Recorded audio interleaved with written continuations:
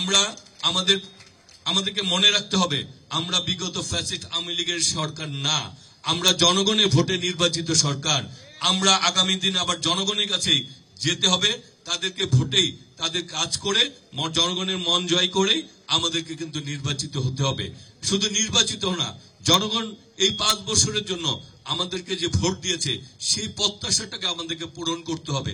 এবং এই প্রত্যাশা পূরণ করতে যে যদি আমার নিজের ভাইয়ের উপরে স্টিম রোলার চালাতে হয় আমাদের সরকার, আমরা সেই কারণে দ্বিধাবোধ করব না।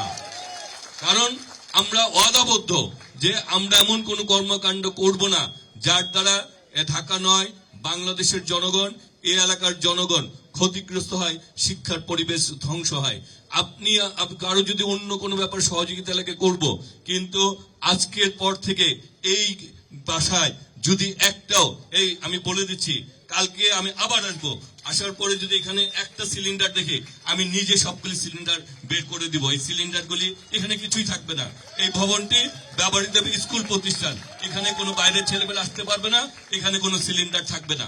এটি স্কুল বুঝবে সরকারি সম্পত্তি, সরকারি কাজে ব্যবহৃত, ব্যক্তি কাজে ব্যবহার করা যাবে না।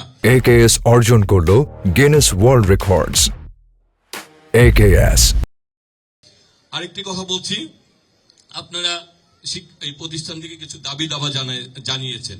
এখানে আমি সরকারি প্রশাসনের কর্মকর্তা রয়েছে, এই প্রতিষ্ঠানে কেউ যদি মাদকের সাথে বা এখানে কোনো আড্ডাবাজি করে আমি কালকের থেকে তাদের গ্রেপ্তারের ব্যবস্থা করব। প্রতিষ্ঠানের ভিতরে কোনো গ্রেপ্তার, কোনো রকম আড্ডাবাজি চলবে না, প্রতিষ্ঠান আড্ডাবাজির জায়গা না। আর আপনারা একটি ব্যাপারে বলেছেন, আমি আসলে যেটি হচ্ছে এই স্কুল প্রতিষ্ঠার আগেই এই কবরস্থানটি প্রতিষ্ঠা হয়েছিল এবং আমি ইতিমধ্যে আমার এই এলাকার যিনি গণপূর্তির দায়িত্বে রয়েছেন এক্সিকিউটিভ ইঞ্জিনিয়ারের সাথে বসেছি। আমি বিচ্ছিন্নভাবে আমাদের নেতৃবৃন্দের সাথে কথা বলেছি। এখানে আগামী মাসের প্রথম সপ্তাহে আমরা স্কুল কর্তৃপক্ষ, কবরস্থান কর্তৃপক্ষ, মন্দির কর্তৃপক্ষ, সবাই কলেজ কর্তৃপক্ষ সবাইকে নিয়ে আমরা বসে কাগজপত্র দেখে যার যার অবস্থান থেকে যতটুকু প্রাপ্য সেই প্রাপ্যটুকু বুঝিয়ে দেওয়ার সিদ্ধান্ত আমরা দিব।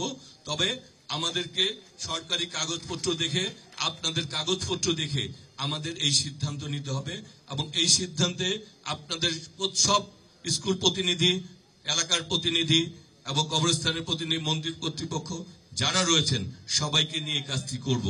আমাদের সরকারের সিদ্ধান্ত হচ্ছে সরকারি সম্পত্তি জনগণের জন্য, এলাকার শিক্ষা প্রতিষ্ঠানের জন্য, কবরস্থানের জন্য, মন্দিরের জন্য, আমাদের পানির পাম্পের জন্য, খেলার মাঠের জন্য, পার্কের জন্য ব্যবহৃত হবে।